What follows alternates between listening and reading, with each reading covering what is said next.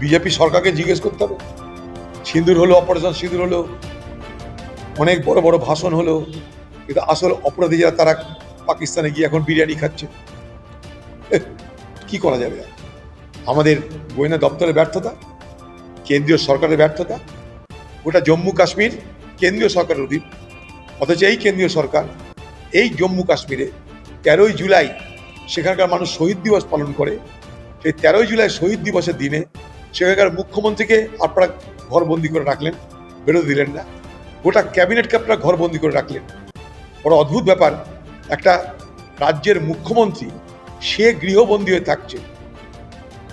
এটা হচ্ছে জম্মু কাশ্মীর, এটা হচ্ছে বিজেপির বর্ণিত জম্মু কাশ্মীরের শান্তি এবং নিরাপত্তা।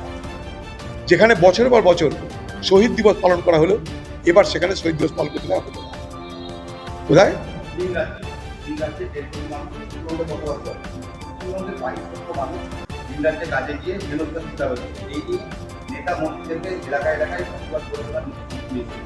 এখানে মুখ্যমন্ত্রী কি করছে এতদিন? এখানে মুখ্যমন্ত্রীকে যখন আমরা বলি যে যে ওয়াকফ সম্পত্তির বিরুদ্ধে আন্দোলন করছি আমরা, তখন বলে এখানে আন্দোলন করে লাভ নাই, দিল্লি চলে যাও, ওয়াকফের বিরুদ্ধে কোনো আন্দোলন করা যাবে না, পশ্চিমবঙ্গ দিল্লি যাও। তাহলে এখন এই 22 লক্ষ শ্রমিক তারা যদি বিপদে পড়ে বাইরে, তো মুখ্যমন্ত্রী বাইরে না গিয়ে এখানকার আমবাগানে জামবাগানে কি আন্দোলন করবো? কার বিরুদ্ধে করবো? আমবাগানে জামবাগানে, পশ্চিমবঙ্গে আমবাগানে জামবাগানে, এই পাড়া সেই পাড়া, এখানে আন্দোলন করে আমরা কি করব? তারা তো ভিন রাজ্যে, আমাদের এখানকার জামবাগানের আলো প্রতিবাদ ভিন রাজ্যে পৌঁছাবে কি? বাংলার মুখ্যমন্ত্রী আপনি কেন উড়িষ্যা গেলেন না? কেউ যেতে মানা করেছে আপনাকে? আপনি কেন মহারাষ্ট্র যাচ্ছেন না? কেউ যেতে মানা করেছে? আপনি কেন দিল্লি যাচ্ছেন না? কেউ যেতে মানা করেছে? আপনি এখন এগুলো নিয়ে বাজার গরম করবেন, কারণ ভোট দরকার।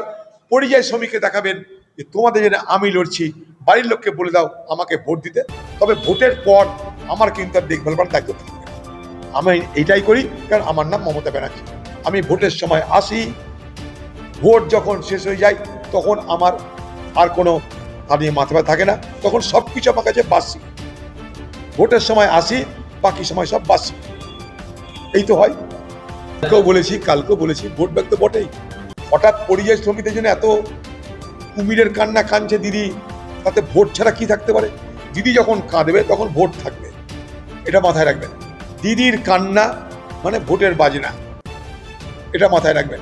দিদি যখন মুসলমানদের জন্য কাঁদবে, জানবেন সেখানে ভোট আছে। দিদি যখন পরিযায়ীদের জন্য কাঁদবে, জানবেন ভোট আছে। দিদি ভোট ছাড়া কান্নাকাটি করেন না।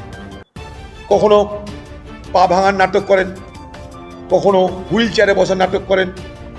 ভোট আসলে দিদি নানা রকমের নাটক শুরু হয়ে যাবে।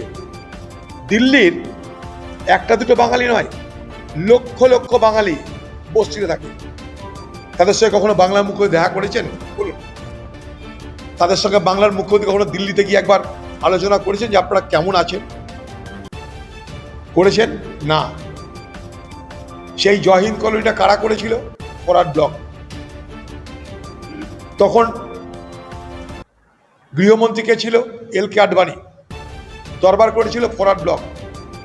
আপনি বাংলার মুখ্যমন্ত্রী, কেন্দ্রে আপনি যান না তা তো নয়, দিল্লিতে আপনি যাচ্ছেন না তা তো নয়। অমিত শাহের সঙ্গে মিটিং তো করছে আপনার লোকেরা, প্রধানমন্ত্রীর সঙ্গে দেখা করতে অসুবিধা হচ্ছে না আপনার? তো কেন একবারও তাদেরকে বলছেন না যে দিল্লির বাঙালিদের যেন কোনো রকম অন্যায় করা না হয়, দিল্লির বাঙালিদের যেন হ্যারাসমেন্ট করা না হয়, তাদের যেন উপরে যেন নির্যাতন না হয়? বাংলার মুখ্যমন্ত্রীর পক্ষ থেকে সরকারিভাবে কোনো প্রতিবাদ হয়েছে? সরকারিভাবে কোনো দাবি করা হয়েছে? না। ওখানকার 4টে রাজ্যসভার এমপিকে পাঠিয়ে 24 ঘন্টা ধর্ণা কেন? 24 দিন ধর্ণা করুন না বস্তিতে বসে, ওখানকার বসিয়ে থাকুন, ওখানকার বস্তির মানুষের থাকুন আপনারা। 24 ঘন্টা নৌটঙ্কি করে কী লাভ আছে? একবার গেলেন, দেখা করলেন, চলে এলেন, 5 স্টার হোটেলে খাবার গেল, 5 স্টারের খাবার খেলেন বস্তিতে বসে, তো পিকনিক। ওদিকে পিকনিক হবে, এদিকে 21শে জুলাই পিকনিক হবে। আর মানুষের জন্য বিচারের জন্য সেই মানুষকে কোর্টে গিয়ে তাদের ব্যবস্থা করতে হবে। আর আপনি চোরদের জন্য কোর্টে যাবেন, কিন্তু শ্রমিকদের জন্য যাবেন না, পরিযায়ীদের জন্য যাবেন না। এই পরিযায়ীদের যখন করোনার সময় বাইরে থেকে আনার জন্য ট্রেনের ব্যবস্থা করা হয়েছিল, আপনি তখন বলেছিলেন পরিযায়ী ঢুকবে না, কারণ তারা করোনা এক্সপ্রেসে ঢুকাবে, তারা সবাই করোনায় আক্রান্ত, তাই পরিযায়ী শ্রমিকদের ঢোকানো হবে না। আপনি পরিযায়ী শ্রমিকদের এ বাংলায় ঢুকতে দেননি করোনার সময়, বলেছিলেন করোনা এক্সপ্রেস বাংলায় আসবে না। আজ নাটক করছেন। বাংলায় এত বড় বড় বিষয় আছে, সেখানে আপনার মাথা ব্যথা নাই। আরজি কর নিয়ে মাথা ব্যথা নাই, কসবা নিয়ে মাথা ব্যথা নাই, এত হাজার হাজার শিক্ষক শিক্ষিত আন্দোলন নিয়ে মাথা ব্যথা নাই। কারণ এদের ব্যাপারে যে আলোচনা চলছে, সেখান থেকে আলোচনাকে ঘুরিয়ে দিতে হবে, ঘুরিয়ে দিয়ে অন্য লাইনে নিয়ে যেতে হবে, যেখানে ভোটের লাভ হয়, যেখানে ভোট নিয়ে নতুন কারবার করা যায়। আপনি নিজে মুখ্যমন্ত্রী যান দিল্লিতে, বাঙালিদেরকে নিয়ে আসুন, বলুন আমি বাংলায় কাজ দেবো, চিন্তার কিছু নাই, আমি বাংলায় কারখানা করছি, তোমরা এসো, চিন্তার কিছু নাই, করুন। আরে বিধানচন্দ্র রায় বাঙালিদের নিয়ে গেছিল ছত্তিশগড়ে, আন্দামানে ব্যবস্থা করেছিল তাদের, দিল্লিতে এই বিধানচন্দ্র রায় ব্যবস্থা করেছিল, তিনিও মুখ্যমন্ত্রী ছিলেন। দুর্ভাগ্য আমাদের সেই মুখ্যমন্ত্রী দেখা যায় না বাংলায়। এটা বলতে পারবো না যে ভিন রাজ্যে বাঙালি হেনস্থা চলে, এই রাজ্যেও অবাঙালিদের হেনস্থা করা হচ্ছে। যদি সেটা হয়, সেটা দুর্ভাগ্যের কারণ হবে, কারণ আমরা বাংলায় যারা বসবাস করি তারা এই ধরনের প্রতিহিংসামূলক রাজনীতি কখনো করি না, প্রশ্রয় দিই না। কিন্তু একটা কথা স্পষ্ট, যে পরিযায়ী শ্রমিকদের নিয়ে বাংলার সরকার বা তৃণমূলের সরকার, তৃণমূলের নেতা মন্ত্রী, তাদের কিন্তু কোনো মাথা ব্যথা করতে দেখা যায়নি।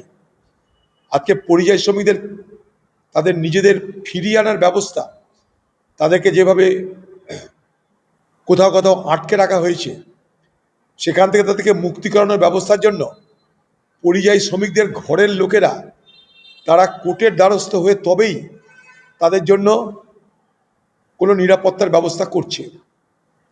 অর্থাৎ পরিযায়ী শ্রমিকদের জন্য নিরাপত্তা ব্যবস্থা প্রদানের যে দায়িত্ব পশ্চিমবঙ্গ সরকারের ছিল, সেই দায়িত্ব তারা পালন করলো না। তাই সেই পরিবারের লোকেরা, তাদের মরার উপরে খাঁড়ার ঘা এটা, একে তাদের রোজগার বন্ধ, তারপরে আবার কোর্টে গিয়ে তাদের ঘরের লোকদেরকে বার করে আনতে হচ্ছে। সেই কোর্টে যাওয়ার পর যে বিচারক, সেই বিচারকের আদেশে তাদেরকে ছাড়ানোর ব্যবস্থা করা হচ্ছে। তাহলে পশ্চিমবঙ্গ সরকারের ভূমিকাটা কোথায়? আপনি চোর চোরটা দুর্নীতিবাজ তাদেরকে বাঁচানোর জন্য হাইকোর্ট যাচ্ছেন, সুপ্রিম কোর্ট যাচ্ছেন, কিন্তু পশ্চিমবঙ্গের সেই পরিযায়ী শ্রমিক, তাদের উপর যেন কোনো হামলা না হয়, তাদেরকে যেন নিরাপত্তা দেওয়া হয়, তাদের যেন যে কোনো রাজ্যে ভারতবর্ষের নিরাপদে নিশ্চিন্তে নির্বিঘ্নে কাজ করবার অধিকার সুনিশ্চিত করা হয়, তার জন্য রাজ্য সরকারের কোনো ভূমিকা আপনারা দেখেছেন? রাজ্য সরকারের কাছে আমি বলেছিলাম একটা মন্ত্রক করা হোক, এখন না, কোভিডের সময় থেকে করা হয়নি। বাড়ির লোকেরা কোর্টে যাচ্ছে, রাজ্য সরকার কিন্তু কোর্টে যায়নি, বা সেখানকার মুখ্যমন্ত্রী বা দেশের সরকারের কাছে কোনো আবেদন, কোনো প্রতিবাদ করেনি। অর্থাৎ এই পরিযায়ী শ্রমিকদের নিয়ে ভোটের রুটি শাখা শুরু করে দিয়ে তৃণমূল আগে ভাগেই। কর্তব্য পালন করবো না, ভোটের সময় ভোট নিব, এটাই তৃণমূলের লাইন।